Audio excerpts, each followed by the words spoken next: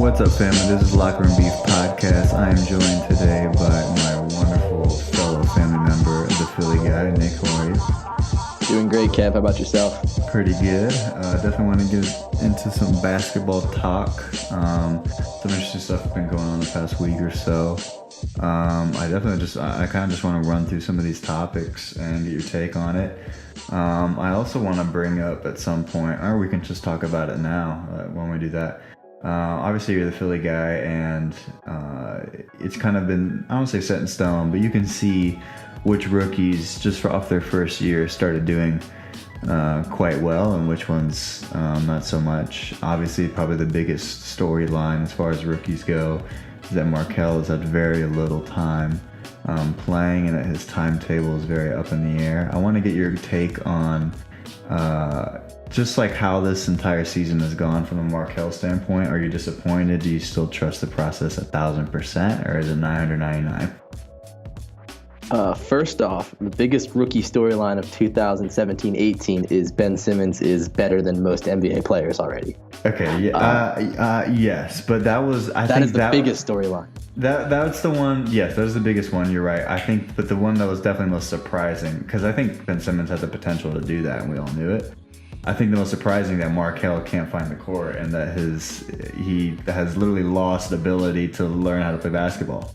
I don't know, dude. You see his new videotape from last week? He's shooting outside the paint now. Some sexy fadeaways. Not going to lie, I'm getting fired up. I just really hope that he's able to be at least half of what you guys were anticipating, because it was looking like he wasn't going to be a basketball player for the rest of his life. The real talk with Markelle Fultz, about a month or two into this, it crossed the line of basketball fandom and crossed more into like personal. And it became less about, I hope he can play basketball again, to I hope he's okay. Yeah, that's what I was thinking. Like after, like, that's some serious case of like head game. Everyone's pulling him in one direction. He like can't make an appearance without being questioned intently. That's a lot to put on someone who's younger than me. Most definitely. So obviously at this point, I think it's most important that Markelle gets his head straight and gets his life under control before I start worrying about whether or not he'll be a competent basketball player for the Sixers. That being said, I still expect him to be a starting player in the NBA. I still think his game is great, and alongside Ben and Embiid, I think we have a perennial power in the playoffs. But at this time, it's more about Markelle being okay. I think people are losing sight of that when they talk about Markelle Fultz. Most definitely. I think there's definitely a big underlying thing with mental health going on here, and it's become like a sports psychologist heaven, just because he is such a very interesting case, in that he clearly was so talented and so coveted by so many scouts to be the overall #1 pick, and then ultimately, like within just a few months span, looked like he had never picked up a basketball. And the scariest thing is, in today's age where we know everything, nobody knows what happened. Yeah. Whether his camp or the Sixers camp, they've all kept it pretty mum. His trainer said one thing, his agent says another thing, the Sixers say another thing, he says a fourth thing. Nobody knows what really happened. And at this rate, unless ESPN pulls some amazing 30 for 30 bullshit in the next 10 years, we'll never know. That's the scariest. Yeah, I really hope this isn't some 30 for 30 where it's like the #1 pick that never was, because there was definitely a moment. What if I told you a #1 pick who loved Chick-fil-A never saw the court? Terrible, but no, but it's like, if like you're right. And up until about a week ago, where I saw that video where it looked like he actually played basketball before, there was a solid month and a half span where I was like you said, like, real talk, I hope he's okay. Like he seems like he's in shambles. Yeah, it hit me around December at that point. It was like back when he was shooting just one-handed layups in the post with his opposite hand. I was like, he's either going to be seriously hurt, which we know he wasn't, or psychologically he's really off. Yeah, let's talk about another guy not playing too much. What are your thoughts on what's going on with Kawhi Leonard? I mean, clearly he's played, I believe, 9 games this season. They keep giving him like weird timetables. Supposedly he's okay and cleared to go, but he's been apprehensive, and he's getting several opinions on whether he should come back or not. Do you think this is this is just Kawhi and the Spurs' way of just being cautious about it, and he'll be back no problem? Or do you think this is the beginning of an unraveling between the relationship between Kawhi and the Spurs organization? So before I talk about it, he's the reason I lost fantasy basketball this year. We all know this. Yeah. I should Thank not you have for overbidding, by the way. Yeah, by one, it hurts. It hurts. But you would have took him too. I would have. I was saving for him, and then you tried to screw me over, and I said, "No, screw you. You pay that much for him." And ended up being the smartest thing I ever did. I told you, I thought Kawhi was going to be MVP. I was bullish on Kawhi this season. It just, the Spurs are already the 3 seed. Imagine what they'd be with Kawhi. And everyone doubted the Spurs, and as everyone always does for the past decade. And I was like, okay, well, there's not a clear-cut favorite for MVP this season. And typically every year there's a new name that pops through that, like, you saw as far as like top 3. And I was like, okay, Kawhi has to be that guy this year. And I think he might have been, just knowing how the season went out. I mean, James Harden's been obviously amazing this season. But I do think the Spurs would be competing with Houston and with Golden State if Kawhi had been healthy. I think, to go back to your previous point, I agree they would have been competing as well. The way Deontay Murray's come out, Marcus Anthony's been playing great, put that sprained ankle yesterday. But I think the issue with Kawhi and Popovich and the Spurs has been building for way longer than we've realized.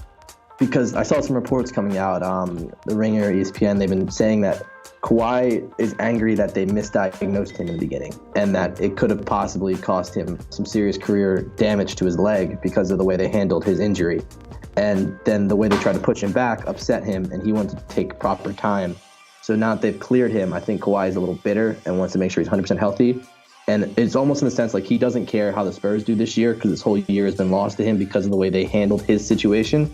Yeah, what do you think of my theory here? I think that Kawhi, being the superpowered robot that he is, might possibly be going through a giant supercharge, and that he's going through a complete iOS update, and that he's going to come back and just be an extreme, super, super, super intelligent robot, much further than all of us. And that he's going to destroy and make Giannis look like a little peasant in athleticism and make Russell Westbrook cry. I was just about to say, he's going to be the combination of Russ and Giannis. Yeah, he's going to be Russ's intensity with Giannis' size. Yeah, there's definitely, people forget, how just bionic he is. And I feel like he might come back and just blow the doors off. And right now he's just going through the largest system update of all time.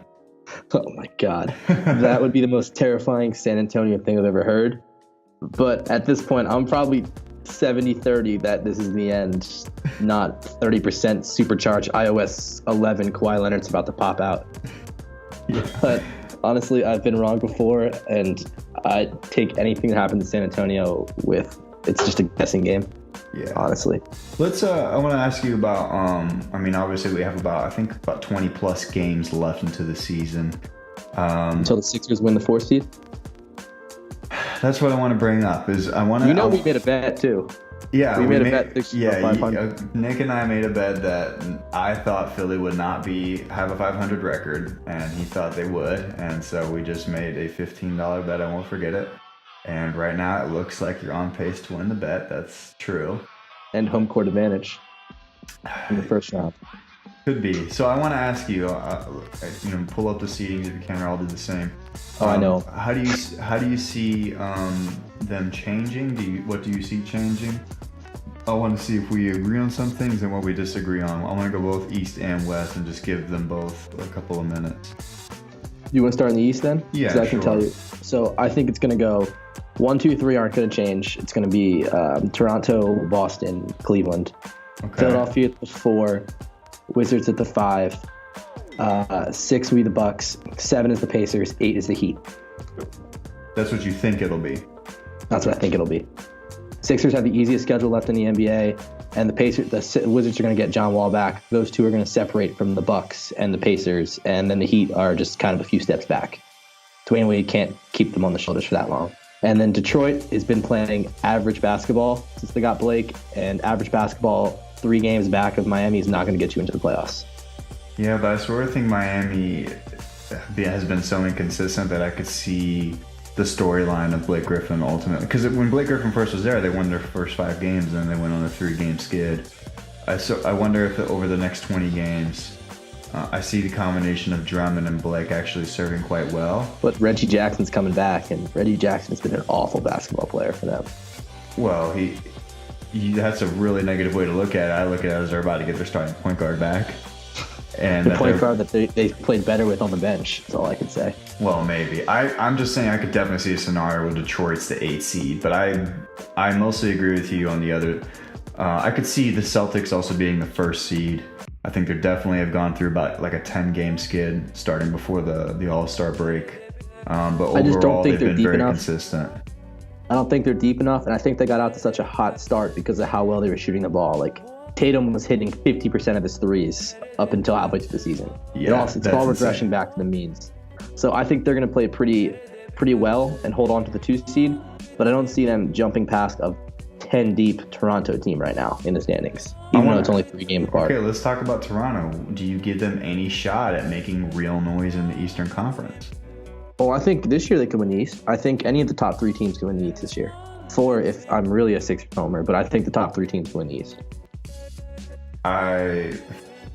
For the past 2 to 3 seasons, I've been pretty bullish on Toronto and thinking that they're actually going to play the way they do in the regular season and the playoffs, but they never are able to match the intensity. And yeah, but doesn't this team just feel different? No, because I honestly said that last season. I did not.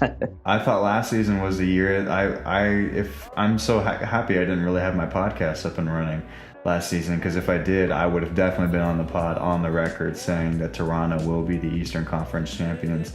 Because I definitely thought and said that. But for that reason, I'm out. Like, I think this is all just going to be something that in the playoffs is not going to serve well. And I think if you're Toronto, I would rather face the Celtics than Cleveland, because I think Cleveland just has Toronto's number. I think LeBron has Toronto's number.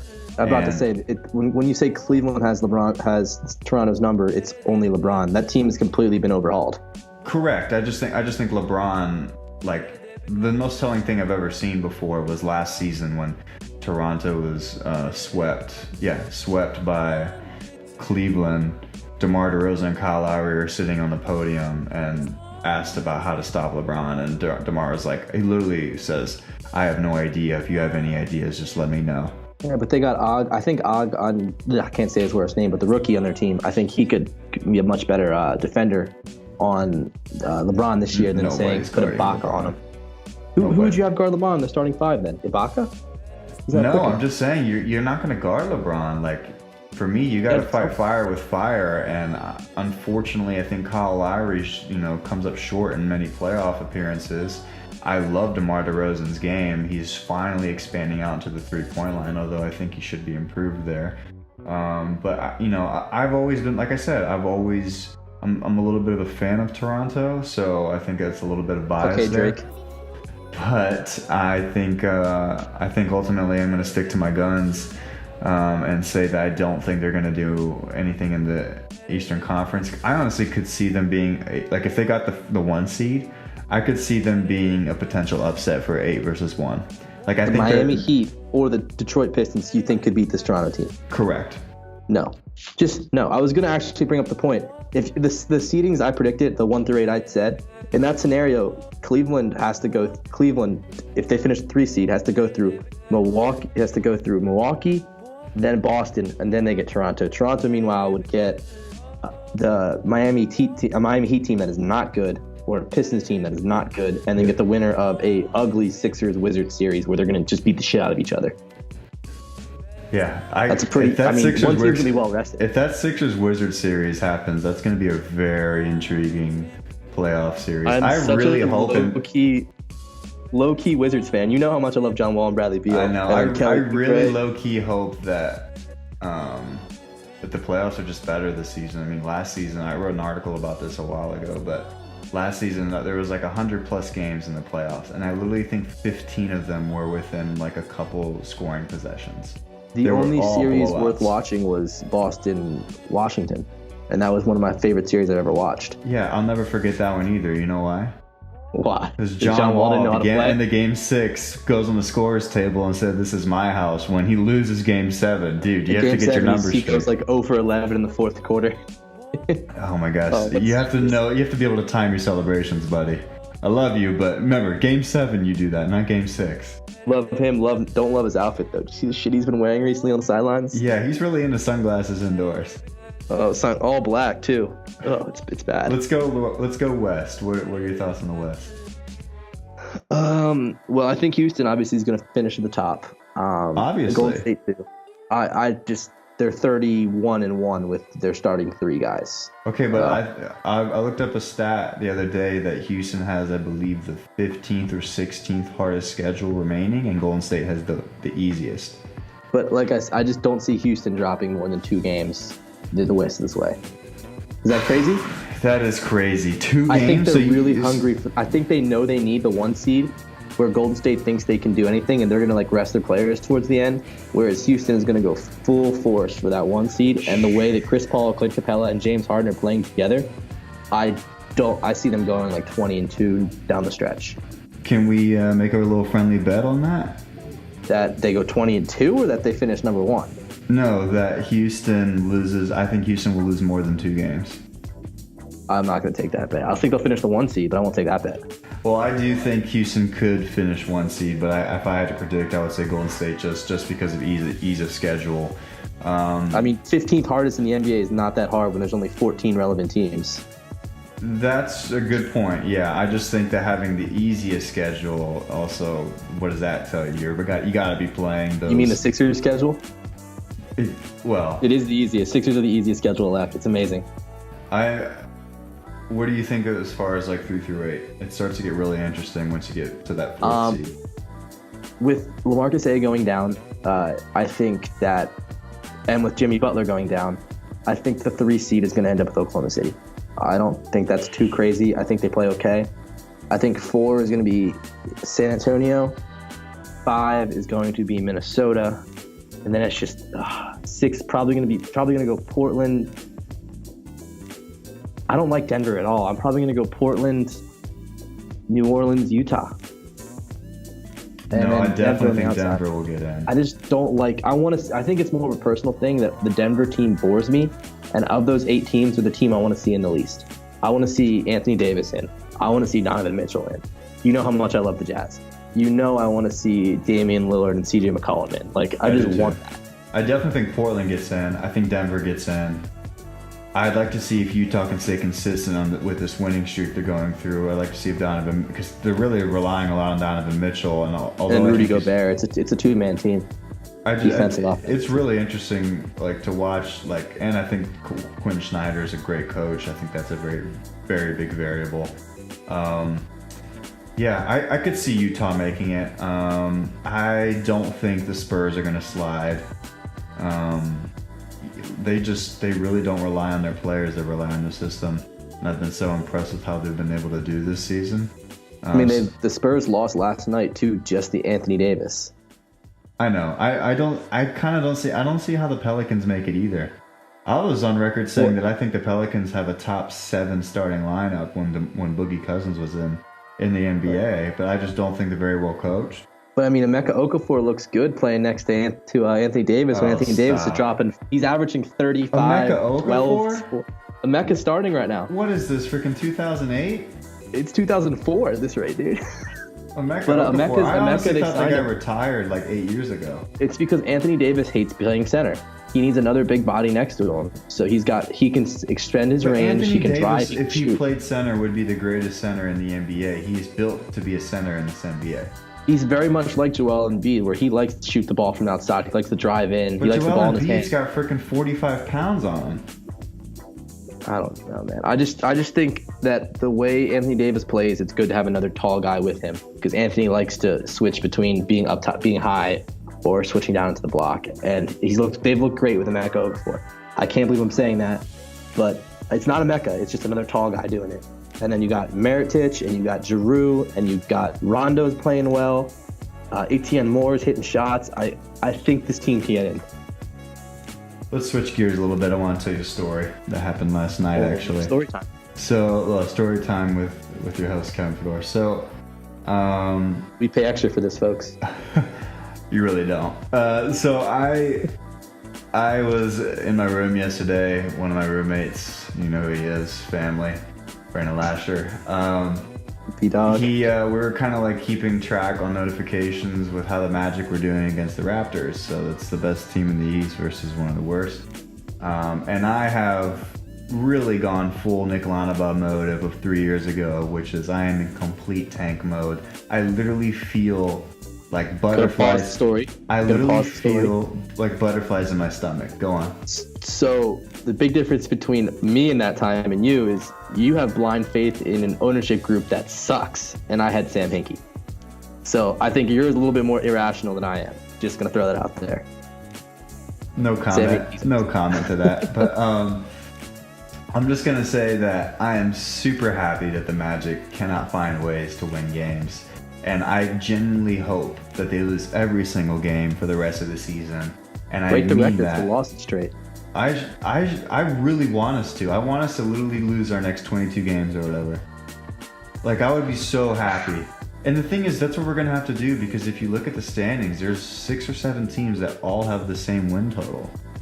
Or within a game or two. The bottom 8 are separated by 2 games. So it's ridiculous, because what it really incentivizes, you can't like win a couple games. You literally, like, whichever team literally wins 3 games for the rest of the season, that's the team that's going to get the number 1 pick. Like, look at the Lakers. The fucking Lakers pick now is going to be 10th because they have 23 wins. Everyone else has 18. I know. Yeah, it's pretty insane. So I really hope that for the Magic's sake, we start really losing games, and I know that's something that everyone's on board with. Let me ask you this: is there somebody in college, if you, let's say you're me, you're a little bit of a Magic supporter. I know you have some empathy for me. Not at all. Not at all. If you were the Magic and you got the number 1 pick, let's take aside, what our roster is. Let's just say Luka Doncic. Luka Doncic is number 1. Not even a question. Luka Doncic. So give me like a 30-second reason as to why, because you need to. You're convincing me, because I really don't want the Luka Doncic project. If you watch his film, you see something the NBA has never seen before. And I'm not saying this is in like he's just playing against European pounds. He's been doing this for 3 to 4 years in the highest competition of European basketball. He has the perfect size. He's got Kobe size at the 2 guard, ball handling skills, and a smooth shot. He can play defense. He's not an unathletic white guy. And he is very aware and smart, and he's been raised to be a basketball player. He is the complete package, and he's almost a sure thing to be an all-star. I can't believe I'm saying it, but this European is a sure thing. Wow. That was pretty good. How much did Luka pay you for that? As much as your story time. So you're high on Luka. Anybody else you're high on, or anyone else that gets a lot of praise that you're really against? So what are your thoughts on like Bagley, Ayton, Trae Young, those characters, Mo Bamba? They all scare me, because the difference between Luka and all of them is I don't see how Luka can fail, where the rest of them, I think I can see them get stuck in like a tweener role, or they're not strong enough in their frame. Trae Young and Colin Sexton, they both just look like hot shooters for a while, so you don't know if they can bring it or they're going to end up like I have not been impressed with Sexton, and believe me, I've been trying. Like, I kind of want to be, because I kind of don't like Trae Young, even though I fell in love with Sexton when he won when it was 3-on-5 and they almost beat them. Yeah, like that was boss. But I've been watching a couple games since, and he doesn't like strike me as like undeniable lottery pick. I mean, he's a lottery pick, but I mean, he's not. He's projected to be top 7, top 8. I don't see. People are forgetting Michael Porter Jr. That's the one I'd probably take. But then again, I'm also completely slanted to the Sixers, and this year I have not been watching the big men for obvious reasons. I definitely think that whoever ends up with Michael Porter ends up getting a steal, because I think there's no way he ends up in the top 3 or 4. I think he's 4. I think between 4 and 6 is his range. Agreed, and I think the only reason that is because he just hasn't played. I think if he played the whole year, he'd be in the conversation for the first overall. Yeah, but I do think there's definitely, like, people definitely suffer from recency effect. And if he starts coming back in and playing, I think, and he does well. He won't.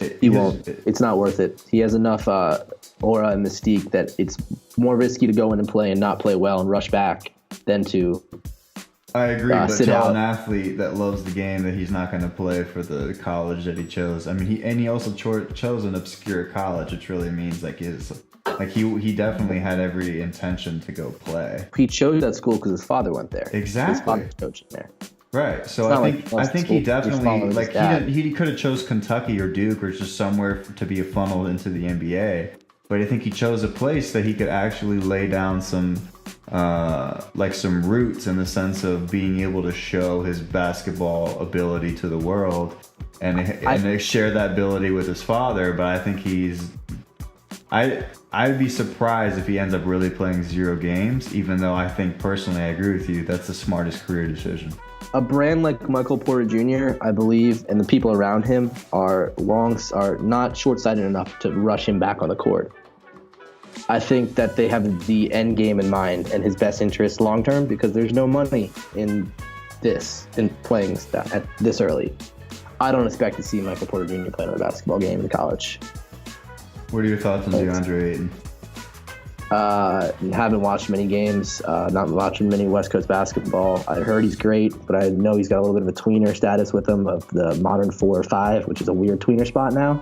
You know who he reminds me a lot of? Who?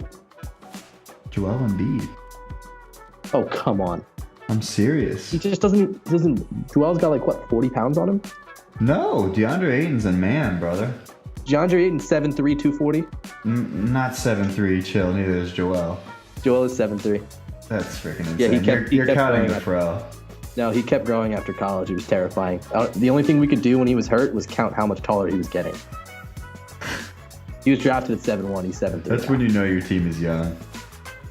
When they come in, they're like, oh, well, they're still growing, but he's an NBA. Yeah, he's 17 and a half, but we say he's 19 and a half. Yeah, I'm still convinced Joel Embiid might be 16, but that's a whole other conversation. 16. So I think DeAndre Ayton's really intriguing for me. I think in my personal head, if I was running the Magic, I definitely could see him. I can see because of the Joel Embiid and how intriguing he is when he's on the floor, I could see Ayton doing similar things because they have very similar playing styles offensively in that they both have a really nice touch. I think Joel has better footwork, but I think Ayton's a lot more athletic. And so I'd like to see. I don't know if he's more athletic. I haven't thought to watch this now. Don't discount until you watch. I'm telling you, Ayton. Here's how I would describe Ayton. It would be like if Joel Embiid and Dwight Howard had a baby. So I think he's got more of the athleticism of Dwight Howard, the shoulders, the body type, the physique, but he's got the playing style, the soft touch, and the basketball movement of Joel Embiid. And that's a really, really nice combo for a big. My concern is the NBA too small for that, or do you go against the grain, which by the way is what I vote for if I'm a Magic fan, and just go big. But with all that being said, you're not even really going against the grain with your 4 and 5 would be Gordon and Ayton. That's not really against the grain. Well, and Vucevic on the bench, what would we do with this? Vucevic is not a long-term piece for y'all now. He's getting up there in age. He's a back to the basket, Joel Okafor-esque player. I don't expect. But we're not going to get any value for him. Where he's more valuable on our team than off. Well, the second his contract's up, don't re-sign him. Free up the cap space. I don't think Vucevic is much of a concern to the Magic right now. Well, I don't mind Ayton, just put it that way. I think we really need a point guard, which scares me because I think we're going to end up taking Trae Young, which I kind of really don't want that project, but if we end up getting it, then fine. I'm going to be all in. You know who I want in Philly? What do you want? Mikal Bridges from Michigan State. Put that kid into another wing player, very slept on. Take him at 7 or 8 with the Lakers pick. Oh, I can't wait. Yeah, I need to watch more tape of his, but any Michigan State player I'm typically in because I'm just a big fan of Izzo and how his system translates. He makes grown men. He raises grown men. He does. Grown men that like to kick people in the balls. But Valentine doesn't kick people in the balls. Draymond does. So so I'm high on Ayton, but I'm still, for whatever reason, I just have an affinity for Marvin Bagley. I can't get enough, dude. Sauce on that Duke dick a little bit more? I literally can't. If Duke's playing, I have to watch. Because I have to watch Marvin Bagley. You have a Duke bias, man. I do definitely have a Duke bias. But Marvin Bagley's footwork and his skill offensively is insane to me.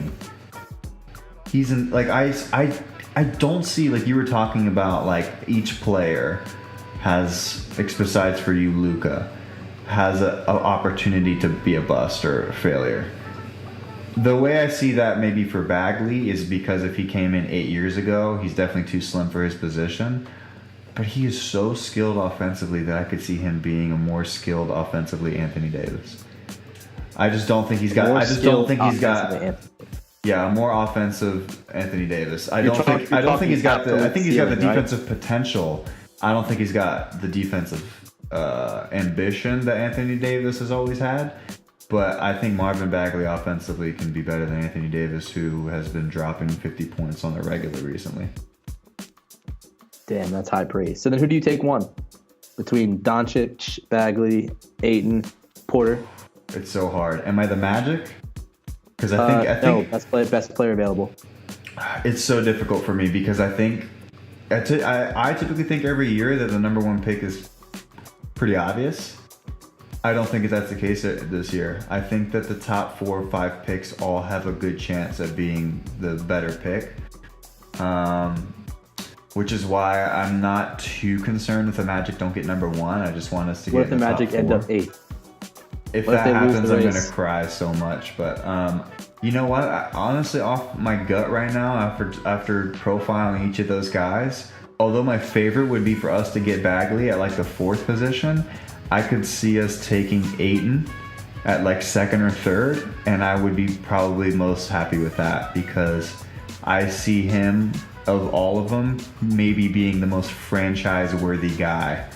Although I'm super high on Bagley and just personally love his playing style, I think Ayton's the roll of the dice that you take that could definitely ultimately play for the Lakers and have his career there.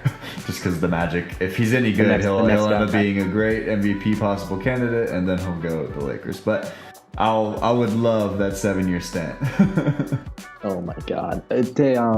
So I think the Magic, Mario Hezonja, is going to get super hot down the stretch just to say, fuck you guys for not signing my option. Y'all are going to win 7 games down the stretch here, and you'll end up with the 8th pick, and you'll take Colin Sexton. Oh, I hate that you just put that into existence. That literally it's so real, though. You can see it, though, can't you?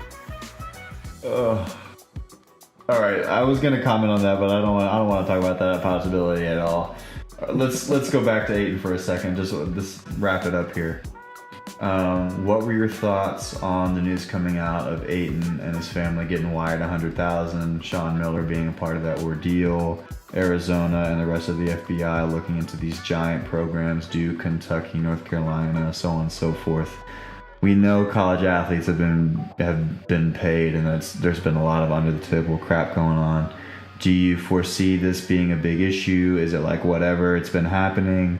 What were your thoughts when you heard that news? And do you care if athletes get paid? Do you think they should in college? I sort of have a pretty strong take on that, but what say you?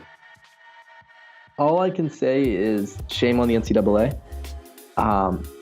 You know you're the problem when everyone you govern is breaking your rules, and it takes 20 years for you to finally man up because the FBI got involved. The NCAA has serious issues with enforcing rules and they're so shady, they're completely transparent in the sense that like their rules, you can go right through them. I mean, I don't really care too much about this incident, but maybe that's because Clemson was indicted for a Jaron Blossom game. But at the same time, if every team is doing it, what kind of possible punishment could you indict on the top 25 programs without sinking college basketball itself, which then the NCAA will lose money, so they're not going to do it? Where's the end game? That's all I care about. I don't care about the story, who did it, what happened. I just want to see the response. Okay. Part 2. Do you think college athletes should be paid? No. Okay, why? But I don't think they should be given. They get stipends for books. They get a free ride to school. I think the only way you could possibly make it fair is if you put their names on the back of the jerseys that you sold and you gave them a percentage of the royalty. Because how would you quantify paying the star player for Duke, the 12th man for Duke, the star player for Wichita State, and the bench guy for Western Michigan Tech? Western Michigan Tech, shout out. Like, how do you scale that? Is all I can say. That's why very the only good question. way is through, if you truly want to pay athletes, the only way is if you give them a royalty for the use of their name. If that makes sense. You brought up a really good point that is my driving point. That, and I'm going to be honest with you, like, this is a very 50-50 topic, right? Like, this is controversial whether college athletes should be paid. Is Grayson Allen going to make as much? Is Grayson Allen going to make as much money as Andrew Wade? That's the questions I'm asking here. Shout out to Ace Boogie, my dog. But so here's my thing. So in high school, I had to write a paper about something controversial, and so I chose this. And I've always been on the side of college athletes should not get paid, because in my mind, they already do in other ways, right? Like, they get the notoriety. They're ultimately, hoping to go pro. They get the baller experience, whether it's you're a football, basketball player, or whether you swim or on track. Like, it's still a status for you to be an athlete on campus. You get free tuition. You go, exactly, right? So I was always on that end of the spectrum. As I started writing my paper and doing more research, I couldn't have been more flipped. And the number one thing that actually flipped me over to the opposite side was I was watching the Fab Five documentary, and after watching that and hearing Jalen Rose talk about how he is making all of this money for the Michigan Wolverines, everyone's buying their jerseys, everyone's like wearing their outfits, their clothes, like, because they started a new trend with style and the tube socks and the high black socks and the long shorts, and everybody was sort of adopting that. And so beyond just jersey sales for them, it was really just like an icon of basketball fashion. But for me, what really struck to me is they're not only doing the school part, which takes X amount of hours, just like every other student, but they're basically working a full-time job, which is creating, it's not like they're working a full-time, like, I can go and say I'm an entrepreneur and then make zero money. You're not really an entrepreneur, buddy. But is that you right now? Yeah, that's me right now. Shout out. But I affectionately call myself a wantrepreneur, right? But the idea is everybody's a wantrepreneur in the beginning. It's just a matter of dropping that W. So for me, I can go out and say that I'm working really hard, but if it's not making any money, then I shouldn't be making any money because I'm not really providing enough value to be being paid.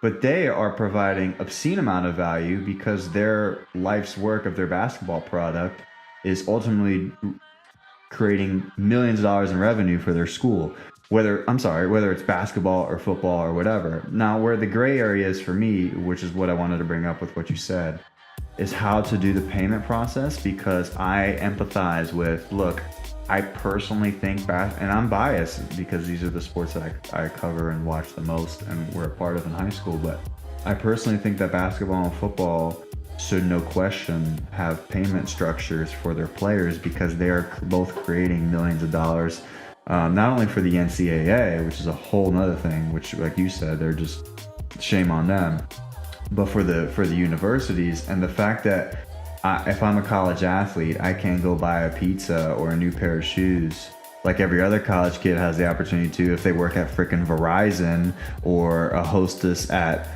Olive Garden. The college athletes don't have the times to do that. So you see, like, a lot of college athletes get stipends, but not to go buy a pair of shoes or to. When it comes to meal plans, that's sort of gray area, right?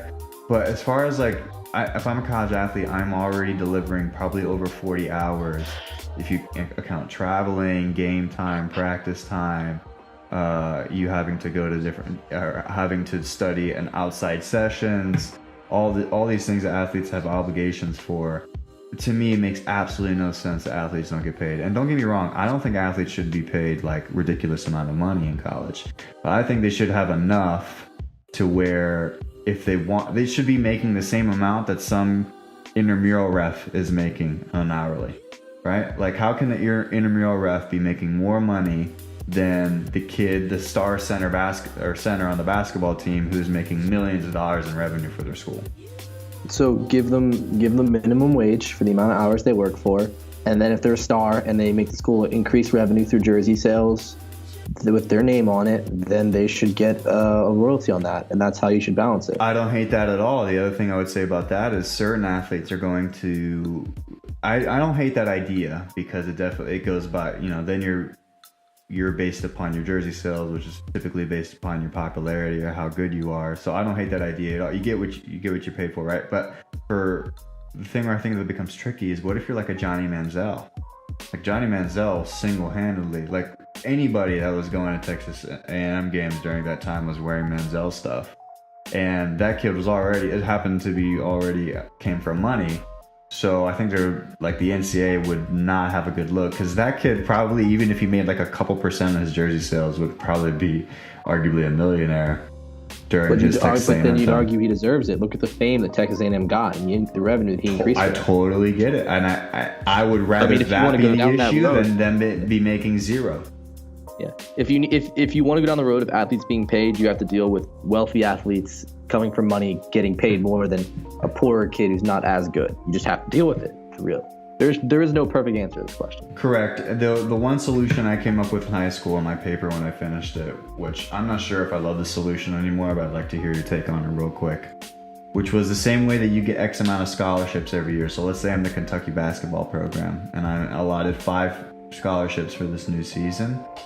I should also be allotted X amount of money to be able to divvy up either equally amongst my new scholarship athletes that I pay on a semester or weekly or annual basis, or I can, if I just really want this one recruit, I can give him, like, let's say I don't think this should be the correct number. Let's say I have 100,000 for annual, right? So then I can say, okay, I want these 5 athletes, so I'm going to offer them $20,000 on top of their scholarship over the year, or I can give it, if I'm really trying to get the next, like let's say like a Zion Williamson or something, he might have scholarship opportunities. It still hurts. He might have scholarship opportunities where he has the scholarship, in my scenario, where he has a full ride and $100,000 or whatever is allotted. And so what this number would be is basically NCAA would say, okay, well, each school is only allowed to, the same way NCAA regulates how many scholarships you can give out, I think they could regulate how much money they give out, and then the coaches and the scouting Where's the money teams, coming from?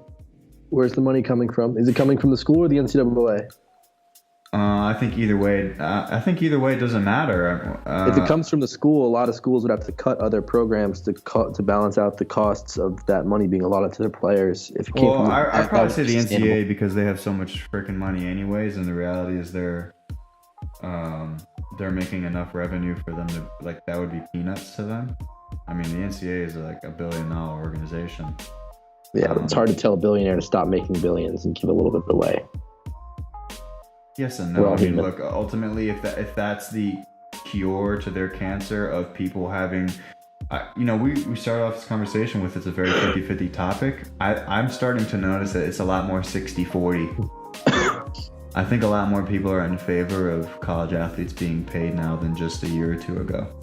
I think this Deandre Ayton thing has sort of opened up a lot of people's perspective to a lot of these athletes are getting paid anyways. Like Lonzo Ball said, which I think was really interesting that he said that. A lot of these athletes are getting paid anyway, so why not just put it out in the open? That way there's not enough incentive for people to be doing under the table stuff, but they can just show the amount of money people are making.